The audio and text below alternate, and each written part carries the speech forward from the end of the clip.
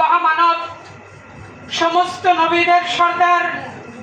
সে ছিলেন একজন মডেল, একজন মানুষ জন্ম থেকে মৃত্যু পর্যন্ত কোন নিয়মে চললে আল্লাহকে এবং তার রসুলকে পাওয়া যাবে, তার মূর্ত প্রতীক এবং মডেল হিসাবে তাকে অনুকরণ করলেই আমরা আল্লাহর সান্নিধ্য পাওয়া অত্যন্ত সহজ।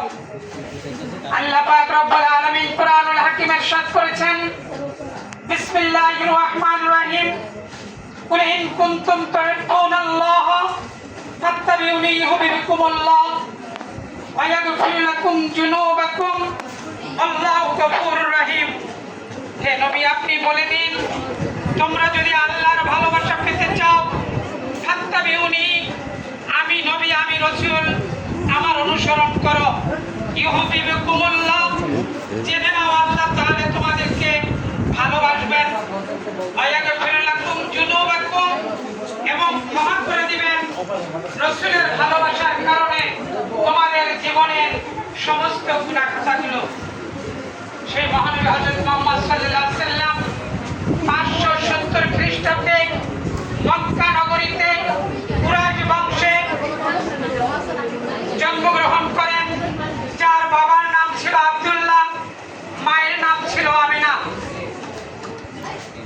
আজকে আমরা তার আদর্শ সম্পর্কে কথা বলতে গেলে সামান্য সময় শেষ করা যাবে না।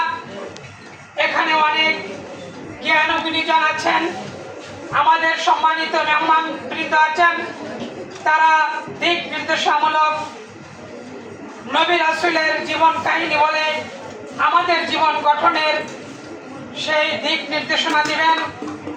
আমি সকলকে উদ্দেশ্য করে বলতে চাই, আজকে এই দিন উদযাপনের একমাত্র কারণ হলো আমরা যেন নবী রাসূলের সেই শিশু জন্ম বয়স থেকে মৃত্যুর আগ মুহূর্ত পর্যন্ত তার দৈনন্দিন জীবন, পারিবারিক জীবন, সামাজিক জীবন, অর্থনৈতিক জীবন, এমনকি আল্লাহ তার রসুলের ভালোবাসা এবং ধার্মিক তত্ত্বজ্ঞান যেন আমরা অর্জন করতে পারি, তাকে মডেল হিসাবে আমরা ব্যবহার করে আমরা সুন্দর জীবন যাপন করে যেন আমরা আল্লাহওয়ালা হতে পারি।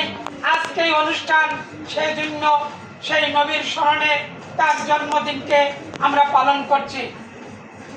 আমি দীর্ঘ আলোচনা করব না।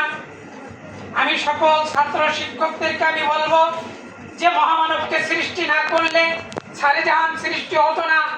তার দৈনন্দিন পারিবারিক জীবনের ইতিহাসগুলো জেনে আমরা আমাদের জীবনকে সুন্দরভাবে গঠন করে পরিচালনা করে আল্লাহ রাসূলের প্রেমিক হয়ে আমরা ইহলোক গমন করতে পারি।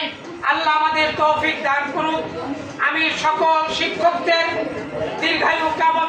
দীর্ঘায়ু হায়াত কামনা করি এবং সমস্ত শিক্ষার্থীদেরকে সুশিক্ষায় শিক্ষিত হয়ে দেশের সুনাগরিক হওয়ার জন্য আমি আল্লাহ রাব্বুল আমিনের কাছে দোয়া কামনা করতে আমি আমার সংক্ষিপ্ত বক্তব্য শেষ করছি। আসসালামু আলাইকুম ওয়া রাহমাতুল্লাহি ওয়া বারাকাতুহু।